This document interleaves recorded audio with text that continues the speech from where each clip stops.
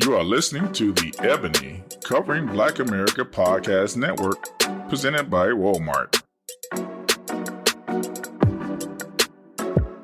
This is Holly Cotton, and thanks for tuning into my show, Beyond the Fit, on Ebony Covering Black America Podcast Network. First, I want to start off the show by saying Happy New Year. We survived another year if you're listening to this show today. And when I was reflecting on all of the things that we survived last year, I thought today would be a great opportunity to do a show about surviving. And when you think about life, and when you think about all of the obstacles that you encountered up until this point in life, we're all life survivors. There are so many things that each of us has encountered that has caused us to come out stronger on the other side, whether we wanted to or not. And we can use that for fitness.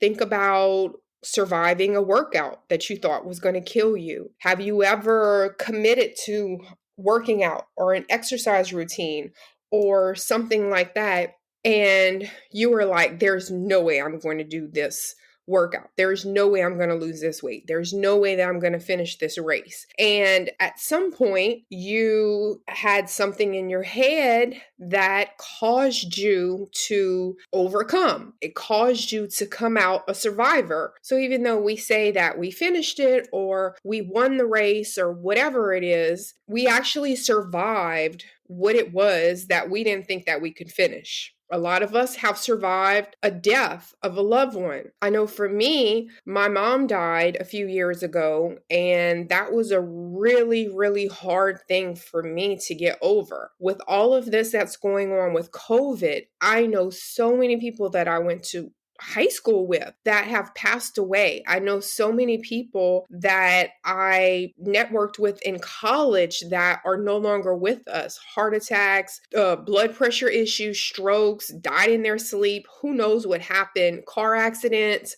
There's just so many things that happened.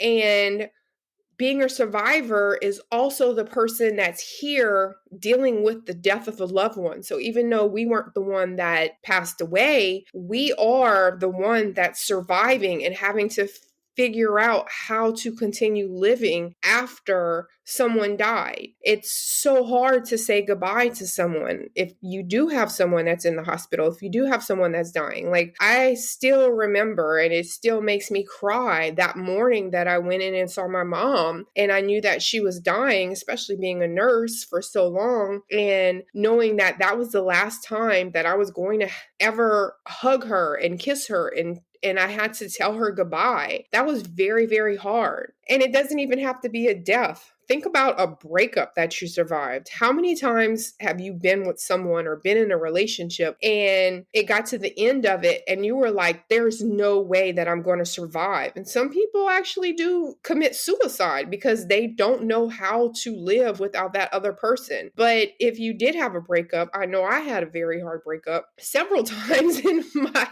my adult life. And I was like, wow, I don't even think about that person anymore. I survived. I got over it. Think about a job that you survived. I know there was one time when my kids were little and I had a horrible, horrible job that I really did not like. I don't like to say the word hate, but I had a hard job to go to because I didn't like it. And yet I endured because look at me now. I survived it. I learned things from it. I learned things not to do. I learned things as a manager not to do. What about school? Have you ever had to go back to school? I know that I also went back to school as an adult, and it was very, very difficult to go back and get my master's when I had kids that I still had to take care of and trying to figure out how to balance work life and school life. The whole point of what I want to talk about today is just being a survivor is defined by pushing past something that you thought was going to break you and it didn't. Even if it's not one of the examples that I gave, there's something that happened in your life that caused you to reevaluate, refocus, push past, overcome whatever verb you want to use for it, there was something that happened that was supposed to break you and it didn't. One of my survivor stories is being a cancer survivor. If you guys have read any of my notes on any of my shows, my very first show, I talk about how I am a breast cancer survivor. And although I say that in life, we're all life survivors, one of the things that really define me as a survivor to myself is being a breast cancer survivor. I wrote a book about it as well. It's called Strong More Than Muscles, and I actually have a link in the notes for anyone who is interested in getting my book. And in my book, I talk about my survivorship and how I was diagnosed with breast cancer. I didn't realize that my story was actually an inspiration for other people. A lot of times that happens with us as survivors. I see it all the time, not just being sick survivors, but just people who have overcame something and they don't see themselves as a motivator. They don't see themselves as someone inspiring other people. But that's why it's so important to embrace those things. A lot of times when we go through things, we want to pretend they never existed or it's too hard for us to deal with. So we do push it under the rug, or like they call them, the skeletons in the closet, because we don't know that that actually could be useful for someone else. And I'm not saying that everyone has to share their story. Not everyone wants to share their story, but you just never know who you're inspiring. My story about breast cancer was the most random event that ever happened in my life. I was 36 years old and I was in the best shape of my life. I've never smoked a cigarette. I never did anything that would ever be questionable. I didn't know anyone in my family that had gotten diagnosed with breast cancer at that time. And I just really started wondering how that even happened to me. I got out of the shower and I have a mole in kind of my left armpit, and I felt that there was a lump right there underneath the mole. And being a nurse, I automatically always assumed the worst outcome. And honestly, I had felt tumors before, so when I felt it, I kind of knew that it was a very smooth lump. And of course, I wanted them to tell me that it wasn't cancer. First, you do a mammogram, then you do an ultrasound, then you do a biopsy. Then when you come back from the biopsy, then when the results come back from the biopsy, they talk to you about your treatment options and all of that. And I swear, looking back on it, it just seems like it was a whirlwind. Like literally I felt the lump October 1st and I was having surgery in November. If you've read my book or you've listened to anything I've ever talked about, when I talk about my life and my journey, I always talk about how I went from being the strongest I had ever been to basically being humbled to where I couldn't even put my hair in a ponytail or shave my legs. I didn't know if I was going to ever build my strength back up. I didn't know what was coming next. I was so caught up in not dying and leaving my kids without a mom that I wasn't even focused on life after cancer until life after cancer was there. And a lot of times that's what happens with us when we are going through being a survivor. We aren't focusing on life after. We're just focusing on how are we going to make it to point A to point B? How am I going to get out of the bed today when I feel like life has basically broken me? Now,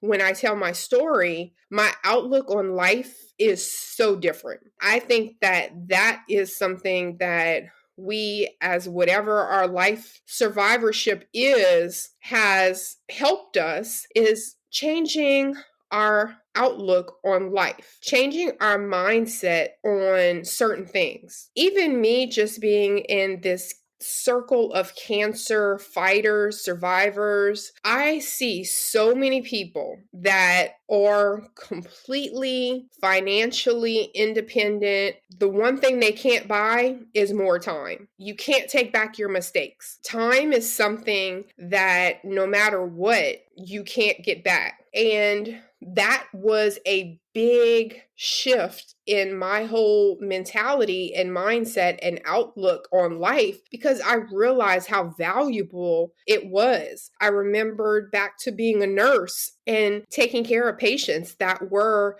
dying. All they just kept saying is their regrets and how they wish they had more time to do this. Wish they had more time to spend with their family, whatever. And I know even us as survivors, like I said, even if we're survivors on the other side of someone who has passed away, we're always talking about how we wish we had more time with them. We wish we had told them more that we love them, whatever it is. So I know that my outlook right now in life is I'm not wasting a minute. I'm not wasting a minute of my day stressing out about something that I can't fix. I'm not going to surround myself around negativity, negative energy, all of those things. And when people are like, you can't really be this positive, you can't just live your life like this. Oh, I really can't, because I refuse to allow negative energy to consume me. Because if it's my last day and I spent my last moments worrying about something that I can't even control, I'm the one that's going to be regretful that I could have spent that time doing something else. The whole show today is about survivorship. And like I said before, my journey as a cancer survivor is no more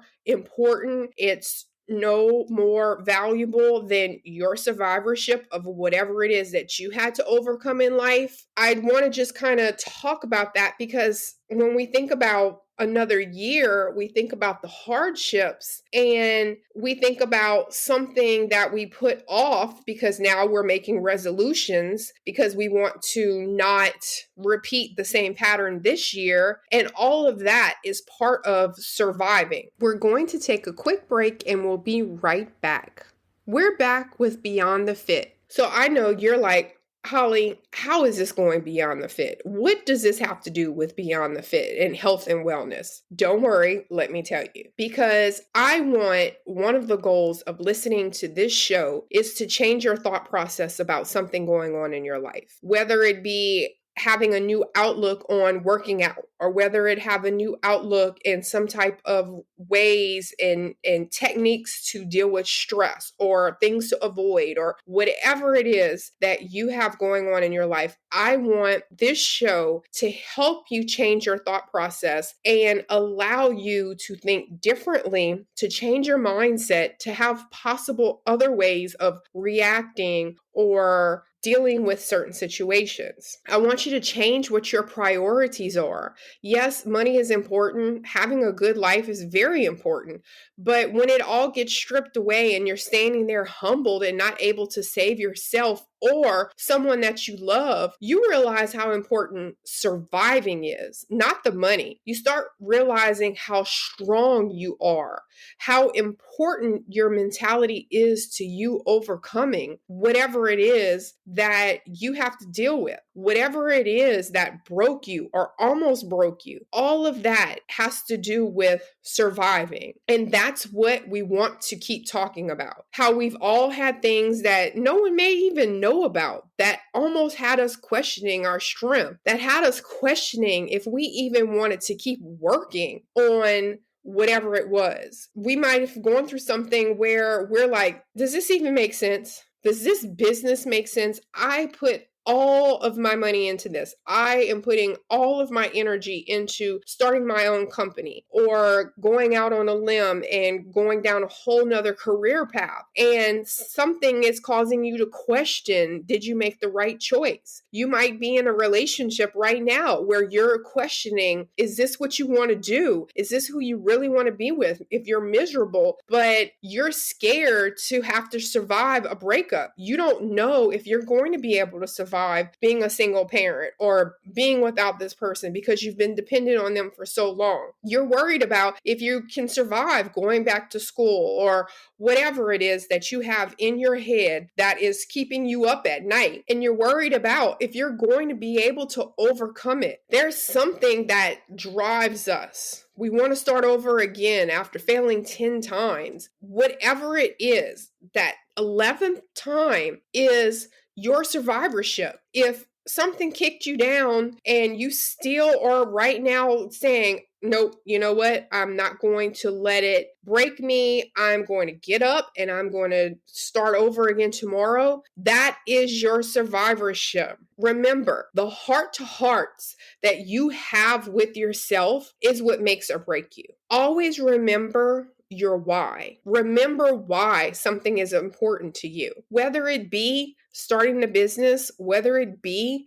your own mental health, whether it be getting in shape, going back to school, being a better parent, getting up in the morning, realizing that the loved one that you lost doesn't want you to stay in this depressed state, whatever it is. And remember, when you have that fear or that doubt or the reservation about whatever it is that comes to you in the future, you always have to go back to when you survived this event, when you survived that thing that caused you to come out stronger. And whatever the challenge is that you're dealing with today, it doesn't stand a chance at beating you. Again, today's show is about surviving, and I have a really good guest coming up who has an awesome story about survivorship and what she survived and how she is using what she overcame to motivate people and things of that nature. So I'm really excited. Our whole goal of this show today is one,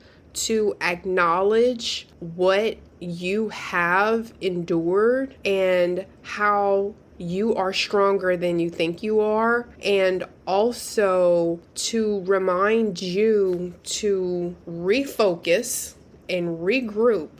All of the Happy New Year's, all of the resolutions, nothing is going to change unless you change your mindset, unless you start doing things differently, unless you use lessons that you've learned in life to create new outcomes. Nothing will change, and you will be in this exact same place next year. You will still have regrets. You will still have a longing to do things that maybe you didn't bet on yourself for last year. So we want to make sure that you're using these opportunities to win, because we all deserve to win. The show about survivorship is basically to inspire you to look at and show how strong you are, to motivate you, because we're trying to get things pumping in 2022. We want to make things happen in your life. We want to make sure that whatever it is that you want to do, you don't sell your own self short. We want you to be your biggest fan. Surviving, life survivors, all of that great stuff. Great show. Thank you guys for listening to the show, and I can't wait for your feedback about all of the goals and everything that you have for this year. Like I mentioned earlier, I am so excited about our guest that is about to drop some gems on you guys. Lindsey Vertner is someone I actually connected with in Indianapolis, and it was a crazy story, and I can't wait for you guys to talk to this miracle woman. When I met Lindsey, she was like, yeah, well, my story is like I died and then I came back to life, and then I wrote a book. And I'm like, no, ma'am, no, ma'am. That is not a story that you just leave out details with. So I'm so excited for you guys to meet Lindsey Vertner and hear her tell your story. So thanks for joining us today, Lindsey. Thanks for having me, Holly. All right. So I know everyone is so interested in a miracle woman, because that was something. And then, like you said, there's actually a negative kind of connotation that you sort of felt with that came with that title. I want you to just tell everyone your story, and don't give us that little raggedy short version you tried to tell me at the beginning. I need all the details of your story and how you became a survivor. Yes. Okay, so I'm going to just hop right into it, and then I will let everyone know how that led me to what I do today. But imagine like waking up and not having any clue where you were. Because that was me in 2007. I was driving home from visiting my mother on Mother's Day, and the next thing I know is I'm waking up in complete darkness. I have no clue where I'm at. I can't move, I can't see, I can't speak. And the only thing I noticed was that the moonlight was shining through an unfamiliar window. We're going to take a quick break and we'll be right back. We're back with Beyond the Fit. And so in my head, I obviously watch too many movies because I instantly go to like some psycho has me tied up waiting to torture me in his basement, because what other explanation could there be? I mean, complete darkness, can't move, can't see, can't do anything. And so in that moment, I started to panic, like, because what else do you do in a time like that? And I panicked so much that I exhausted myself out to the point where I passed out. And the next time I woke up, let me tell you, I thought that was the craziest lifelike nightmare I had ever experienced, only to slowly realize that I still didn't know where I was. I still couldn't move. I still couldn't see, and I still couldn't speak. The only thing that had changed was now the sunlight was shining through that same window that I knew wasn't mine. However, before I could panic all over again, I heard voices, and this petite blonde lady walks up to me and she starts asking me questions like, "Can you tell me your name? Where you at?" And I'm looking at this lady like she's crazy. Like, Yeah. Alert to person, please think, time. Mm-hmm. Yes. And I'm thinking that I'm answering her, but in reality, the only noises coming out of my mouth are because there was a tube going down my throat, keeping me alive. This lady goes on to tell me that an entire week prior, on May 13, 2007, the car I was driving flipped multiple times, going off the opposite side of the highway and landing upside down. She proceeds to tell me that I had been brain dead for the past week. I was immediately pronounced brain dead on the scene. They had to cut me from the car because it was flipped upside down and my head was pinned between the ground and the entire weight of the car on top of me. I was pronounced brain dead on the scene. I was lifelined by helicopter. I was lifelined by helicopter to a trauma hospital where again, I was pronounced brain dead upon arrival. But God, because despite being pronounced brain dead, they never put a sheet over me and they proceeded to emergency surgeries anyway. I wasn't projected to make it through the night. And the only reason I was placed on life support was until my family could be contacted. So I'm laying there like, wait. Right. I'm driving home, minding my business from visiting my mother on Mother's Day. And the next, you're telling me that I had been brain dead for the past week. And she starts listing off this long list of injuries, crushed vertebrae, blood transfusion, all kinds of things. And to top it all off, not only had I been brain dead, but I was also paralyzed. So brain dead and paralyzed is what I woke up to. Well, I guess that's him being tortured, but which is worse. Right, exactly. Yes. So I'm laying there like, thank God I'm alive. And thank God I wasn't in some psycho's basement. I still didn't know where I was, but at least I was safe in a hospital. But it was in that moment that I recognized no matter how much crying, no matter how much pouting or anything that I could do, I can't change what has already occurred. So how do I go on to live the life that I desired for myself? And I had a choice. I could either be a victim to my circumstances or be a victor over my obstacles. And as you can see, I'm sitting in front of you today. So that means I chose the latter. And I didn't want to just survive through life. Instead, I wanted to thrive through life. And that's what led me to what I do today. Walked me right into my purpose as a mindset coach. And I'm sure we'll get more into that and how I help all the women out there to create their first class life.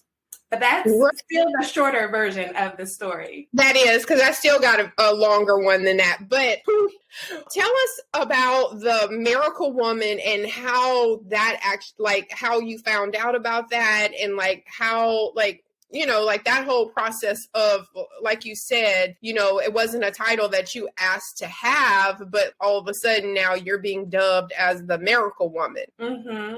So there were a couple different articles that were written about me in Indiana, where I live. And one of them was Miracle on the Highway. It was front page news. That was the big header. Miracle on the Highway, woman believed dead is now alive in Indianapolis hospital. And then when I was released from the hospital and went back to my community and all of those things, there were people around town calling me Miracle Woman and Walking Miracle, and even all over the world, because even though social media wasn't as big in 2007, it was still accessible. So there were people praying for me all over the place. And I didn't feel good enough to be that woman, because for me, I still felt the same as before. I mean, apart from all of the things that I experienced, but I still believed in God the same as I did before and after. Like, I still felt like I was the same Lindsey as I was before and after. I just now have these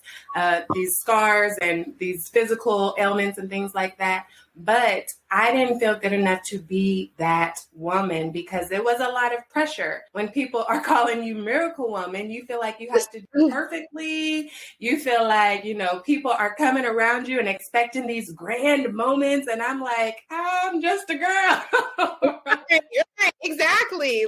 And that's kind of what, like, in the first segment, I was talking about when I was going through my whole breast cancer ordeal, that I was so focused on living. I was so focused on, okay, this is what's happening to me. I don't have time to sit around and feel sorry for myself. Like, I need to get it together or whatever.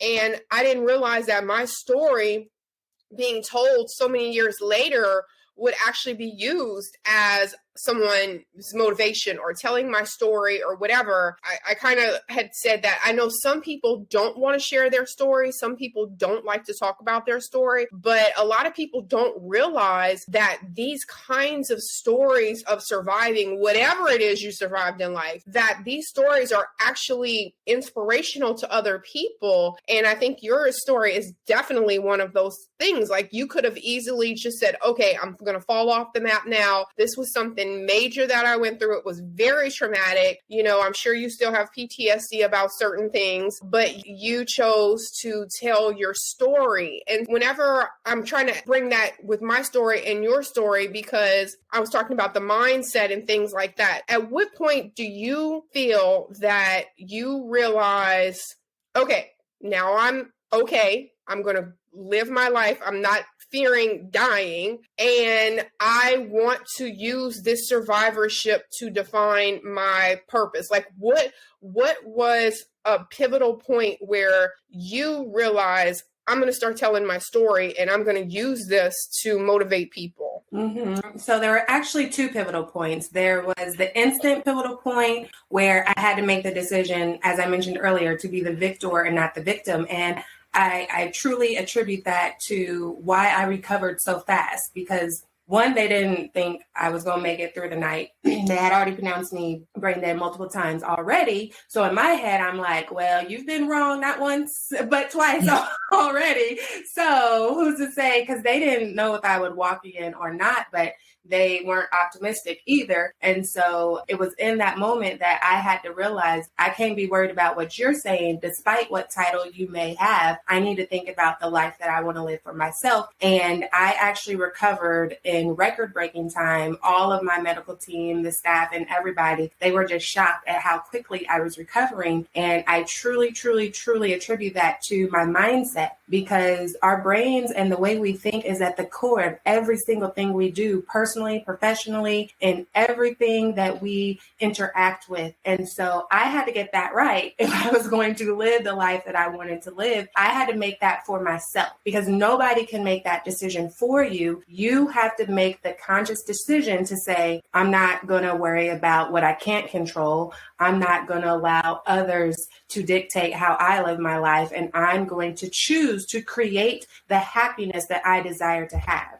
So that was one. And then once I realized that my story was bigger than me, like you were saying, was whenever I was feeling that pressure of not being good enough. because that's what I felt like. I was in the hospital for a month. My physical recovery was pretty swift, but there was the emotional recovery that really took a whole lot longer that they don't prepare you for. And that's whenever I really felt not good enough. And I was trying to do all the things for all the people all the time. And, I was living up to their expectations of who they thought I should be instead of being who I was called to be. And I was like, all right, I got to get myself together because this ain't that. Lacking self-care and all of the things. And as I essentially coached myself through that emotional recovery, I realized that so many other people were also struggling with limiting beliefs of I'm not good enough for whatever reason it was. They didn't necessarily go through a wreck like I did, but they don't feel good enough or worthy enough in whatever area of life that they're living. And so that's whenever I started walking in my purpose and realizing that my story is bigger than me. I overcame so that I can now help others to overcome in their life and create the life of their dreams.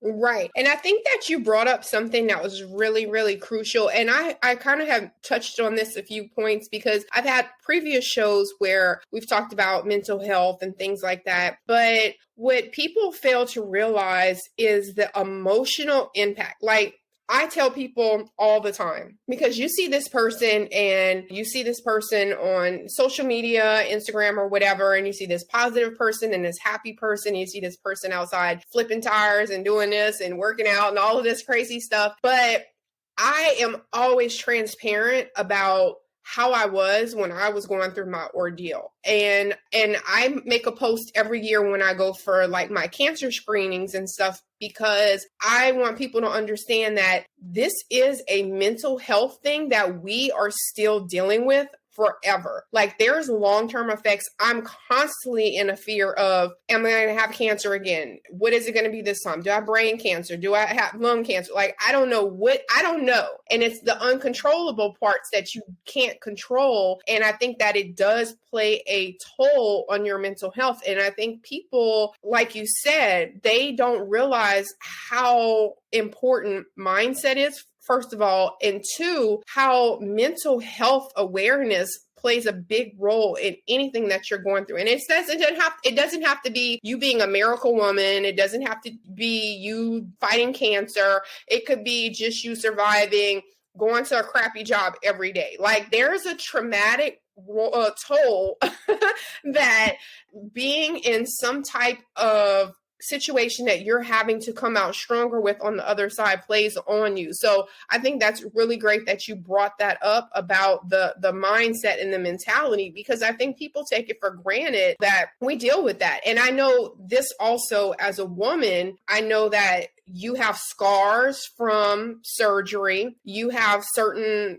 physical limitations that before you didn't have. And even though you push yourself now and you fine and you still look good and everything, like, there are certain things that you can't do, like even me, I'm like, man, before cancer, I was like a pull-up queen, a push-up queen, like I could do everything, but now I have scar tissue in my armpit and I can't do that. So even that, as being a person, and it's not being vain, but that too makes you, you have a self-consciousness, or you have like this little holdback. So it's a constant thing about that. Do you have any physical ailments or anything that you still find? I know you said 2007, so it's been a long time and you probably have had a lot of regeneration and all of that, but do you still have any type of physical, anything that reminds you like, dang, I really did almost die?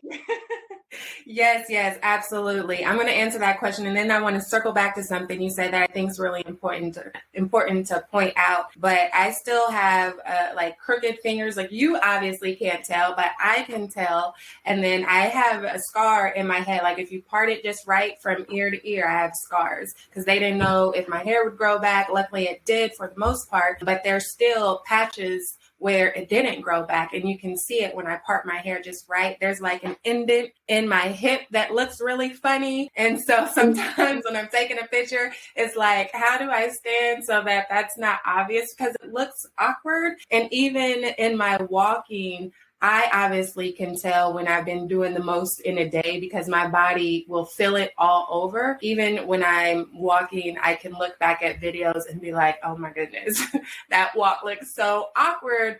But to the average eye, it might not look like anything unless you just really staring me down. But still, like, there are those little moments where it's like, oh, I still feel like this, like the knot on my wrist and things like that. The scars in the corner of my mouth, usually most people don't recognize until they've like literally been talking close up. But with masks nowadays, nobody sees that. Most people don't recognize them until I point them out. But I have scars. They used to be bigger, but right here in the corner of my mouth, there used to be a big scar on my forehead. It's still kind of there, but pretty much faint. And you'd really need to be in my face, which back up off me. Right. See it, but just little things. Back up.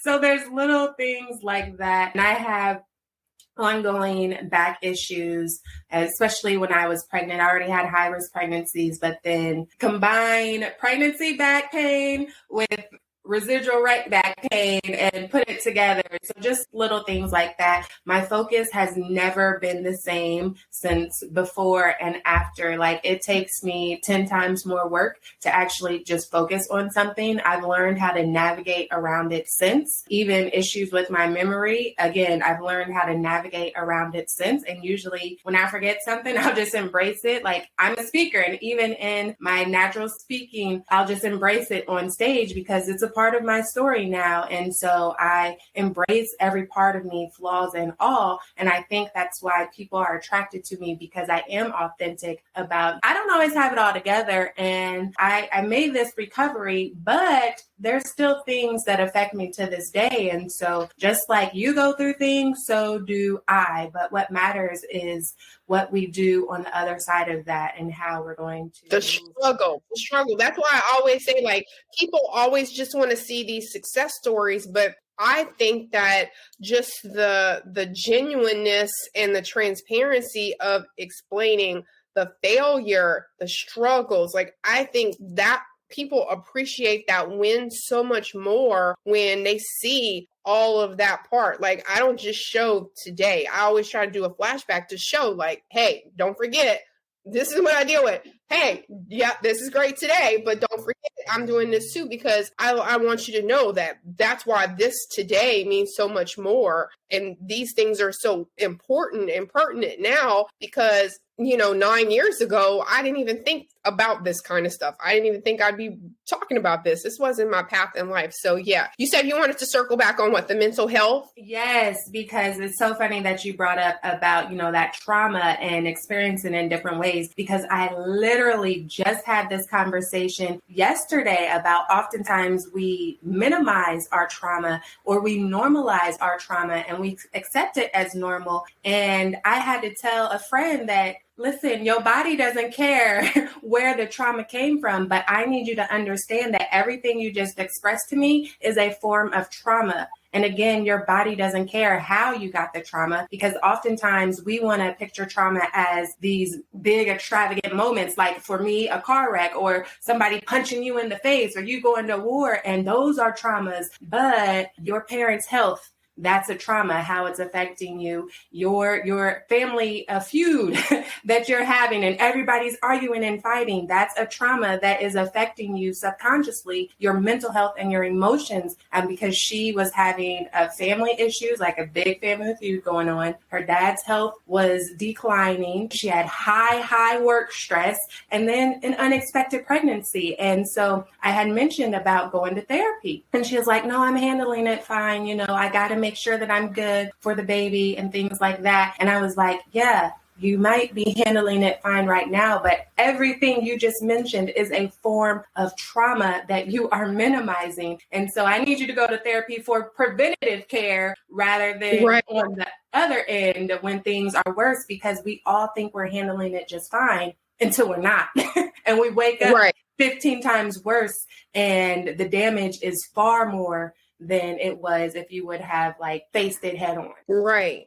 And the previous segment, I talked about surviving, and I just want to keep reiterating, because anyone that's listening that hasn't had something traumatic happen to them, I am not minimizing what you survived in life. And I constantly say that we are all life survivors. One of my survivorship stories is cancer. One of Lindsey's survivorship stories is her car accident. Like, we all still are going through things. And whether your survivorship is just going to the gym today and investing in yourself and surviving a workout, whether your survivorship is deciding to make a career path, whether your survivorship is last year you tried to start a business and it completely flopped, and you don't want to give up because you feel like it's a passion and it's something you want to do, and you're going to start again this year. You survive that failure, which is not a failure but a learning instance. But you're going to use that to push yourself to do whatever you want to do. Again, I just want to constantly reiterate, because this show is for every single person, anything you're going on. We're just using our stories to give you a specific examples of it, but no one's survivorship is minimalized. And especially, like you said, your friend with sick parents, I talked about that too. Like, being a survivor is also being the person that's left to deal with your ordeal. Like, if I'm sick, my whoever is taking care of me is also a survivor, because guess what? They have mental trauma too. I know my kids were very, very stressed out knowing that their mom had cancer, because you always think cancer is definitive. Just like you being in the hospital, that's like a definitive. Your mom is brain dead or whatever. Like, that's a definitive. Or your kid, your daughter, whatever. It's like people automatically, like, they just think like, oh, that means that they're going to die. So now they're also dealing with their survivorship of being that person that has to embrace something bad going on for someone else. So even though you're not the jacked up one, you got to deal with the jacked up process. You have to make sure your mental health and whatever you have to do is, in check as well. I think that's just great points. And I just want to always bring back how any show topic, it always has to deal with wellness inside and out, and we go beyond just looking fit. These are things that you have to deal with in life. So great points. All right, let me just ask another question to our miracle woman, Lindsey. People ask me this a lot, and so I like to ask other people, what's the biggest thing that you feared the most when you were going through your recovery? I would have to say the biggest thing that I feared, you might not like this answer, because I don't really feel that I feared anything. And that's part of what got me through. Not that I don't have fear, because I definitely do. I would say my ongoing fear is the fear of not being good enough, and why I go so hard and, trying to create a legacy and all of those things and help other people to create their legacies. But during my recovery, I held on to faith that how I was in my current situation was not how it was destined to be. And that was a big piece that got me through. I talk about in my book, First Class Life, that the F stands for faithful. No matter what your spirituality is, you have to be faithful to something bigger than yourself. And for me personally, that was a faith in God. And when I was laying in that bed, listening to this nurse tell me all of these things that I had experienced, I had faith that God kept me here for a reason. And I had faith that I was going to make a full recovery that did not include me being paralyzed. So when the doctors were saying, you might not go back to school, because I was an undergrad at the time, when they were saying you probably won't walk again, you probably won't do this, I had to ignore all of that. And you say, and I was like, you were like, right. Because I'm going to have my faith in what I believe God is saying to be true to my life. And at no point did I ever feel like I wasn't going to recover once I was actually consciously aware, that is. And that's what I held on to. And that's what pushed me through. So when I went from being faithful then to being intentional about the life that I wanted to live, and then I had to take action. So all of these are key pieces in my ability to not be fearful, because even when I started therapy, I was in therapy 7 days a week. There were literally no days off, from 8 to 5 every single day, in every single therapy that you can imagine, but mostly physical therapy and something called shock therapy, which I'm sure you're familiar with, Holly, where I was hooked up to machines and literal electric bolts were shot through my body in efforts to jumpstart my nerves. And when I was going through all of those therapies, they didn't know if it would work. And for most people, they'd be like, oh, well, if you don't think it's going to work, why am I even doing it? But again, I had faith that God had bigger plans for my life. And I was intentional about the life that I wanted to live. And so I said, I don't care if you don't think it's going to work, because I was given these tools. So I'm going to use them, and I'm going to try everything to get me to where I want to be. And that's why it's important that we are intentional about the things that we desire, because that's what's going to help push you to overcome when the tough gets going, because it's going to come. You're going to reach some obstacles. And so you got to understand why you're doing what you're doing. And for me, I wanted to walk without assistance by myself. I wanted to live the life I had desired and all of those things. So I held faith, I was intentional, and I took action. And there are so many other things, of course, that I did, but that is like a few quick tips right there. Have faith, be intentional, and you have to take action. So you can't have one without the other. You can't just think it. You also got to then turn around and do it. So Right.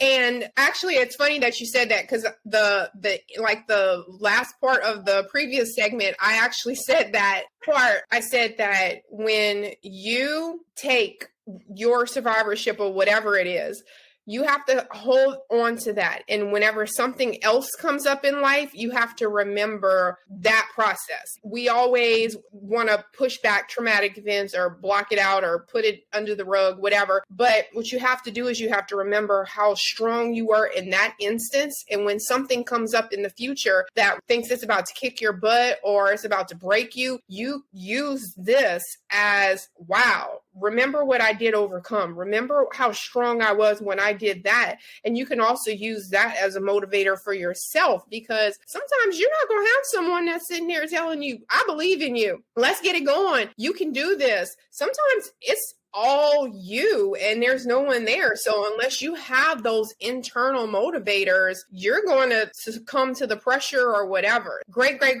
points. I just wanted to do also, I'm going to have a link for all of Lindsey's information. So her book, website, all of that stuff will actually be in the podcast notes. So make sure you read those notes. For you guys, how much I appreciate you who actually read the notes about the podcast. All of her contact information and everything about her book or whatever will all be in there too. So we'll do a lot of link drops in there so you can find her. And what I want to end with is, my final question is, what is something that you want the listeners to know if they're struggling to overcome something right now? And I know we talked about a bunch of little topics here and there or whatever, but like, what is the one key thing that you want to say to them? Like, hey, life ain't fair. Crap happens.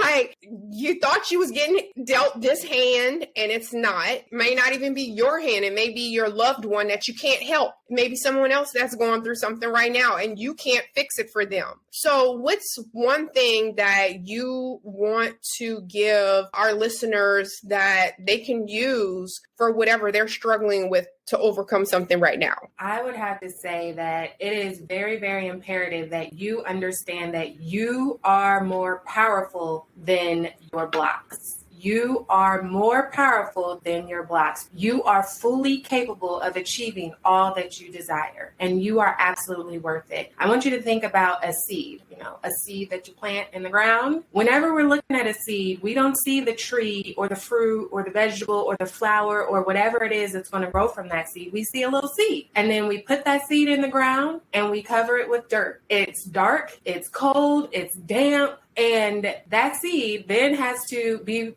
fertilized and sown and all that stuff. And it grows and blooms into something beautiful. And you are a seed. Everything you need is already inside it. Like, yes, it's cool whenever we have mentors or coaches or, a support team that can come along and kind of till the ground with us and help us to grow and bloom. But ultimately, everything you need is already inside of you. But you have to make the intentional, conscious decision to go from being buried and to be planted, and know that you are in the perfect position to bloom and grow. Because when all of those obstacles from life are getting thrown on you, what happens is most people make the choice to throw themselves a pity party and say, oh no, it's dark, it's cold, it's damp, all this dirt is falling on me and I'm buried. And you want to sit in your sorrows. You want to sit in your feelings. But again, you have to make that intentional choice to say, I'm not buried, I'm planted, and I'm in the perfect position to grow and bloom. So again, know that you are more powerful than the blocks in your life, but it starts with the small mindset shift. And you have to know that you are worth it. You are worth every single thing that you desire, and you are fully capable of creating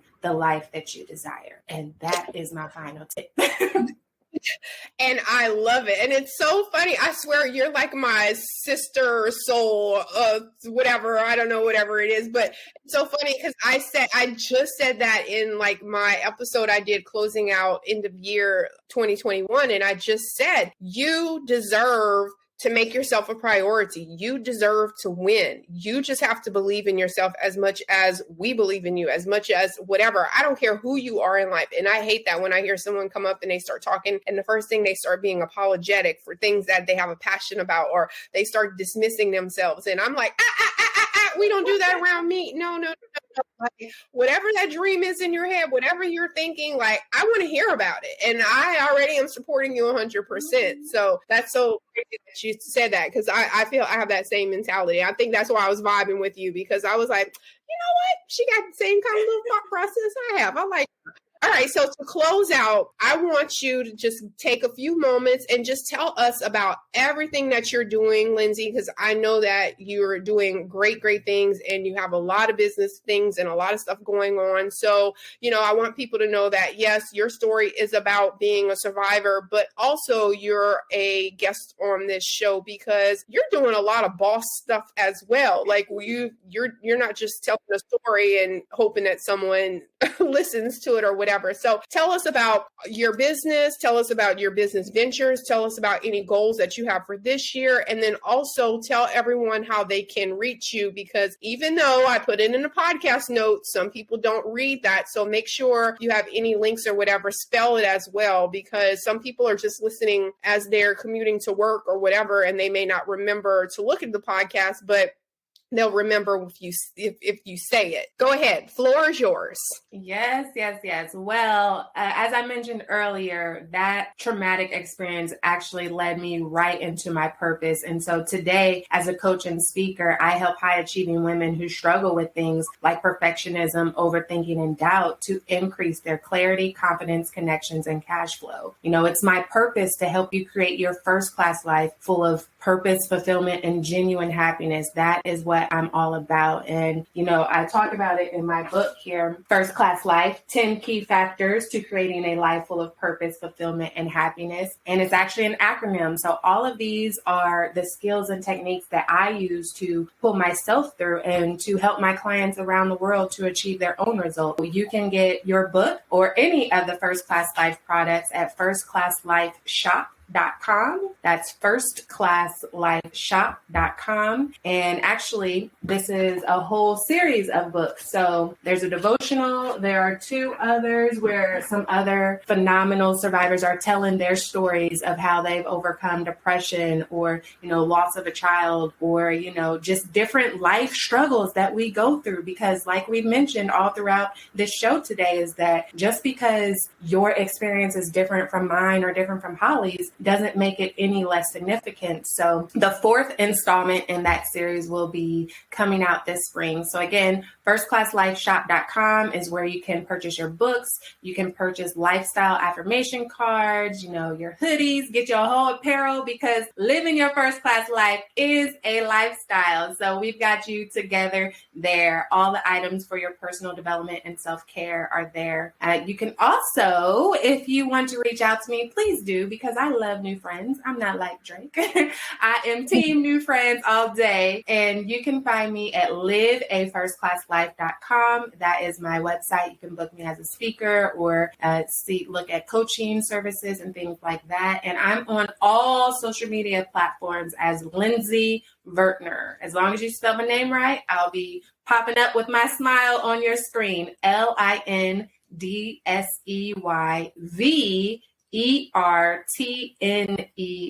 Lindsey Vertner on all social media platforms. And I actually have a gift for the listeners and viewers, because I am all about you taking action right now, setting your intentions and doing the things that you need to do so that you can become the person that you truly want to become. So if you go to takeactiondownload.com, you'll be able to download an action plan guide that will help you to effectively set up your goals and actually take action on them right now. So takeactiondownload.com is where you guys can redeem your complimentary gift. And again, make sure you reach out to me. Holly, thank you for having me on your show. We are sisters forever. I just love me some Holly. So it's always a pleasure to chat with her. Well, thank you. And thank you again. And like I said, guys, I'll have all of that information in my podcast notes. I always close my show out with something called a life check. As you guys know, if you listen to any other of my shows, in my book, Day One, I have something called a life check, which basically kind of reiterates everything that we've covered and make sure that you're able to retain some of those key points so you can take away, because I know it's a lot of information between the first segment, the segment with Lindsey and I know you are so pumped up and ready to go win in life. Today's life check, I just want to say first, make sure you pick up a copy of Lindsey's book, First Class Life. Make sure you pick up a copy of my book, Strong More Than Muscles, or my book, Day One, as well. Links are all in the bio. And then what I want you to do is I want you to think about that workout. I want you to think about how those weights or that video or that class is looking to defeat you. I want you to think about all the hard crap that you've overcome. Are you going to quit? Or are you going to keep fighting? Are you going to let it defeat you? What about that business idea that you have in your head that you've been thinking about? Do you want to write a book? Do you want to take that trip? Do you want to go back to school? Betting on yourself and choosing the career path that you really want is hard and it's scary. Whatever it is that's in your head right now that you're motivated, that you're listening to this show, that you want to do. First, I believe in you. We believe in you. Second, remember when I said to remember your why. Remember when I said to remember how you felt when you lost everything, or when you were sick, or when everything was taken away from you, or you had that fear, when you were broken. Remember that feeling when you decided that you were going to be your own survivor in life. That's the feeling that you have to have in life. You have to use that as your ammunition at all times. That moment when you decided to kick whatever's butt and come out swinging and stronger than ever, that's what you have to hold on to. And that's the life check today, that you are a beast, that you refuse to stay down and you will keep going beyond the fit.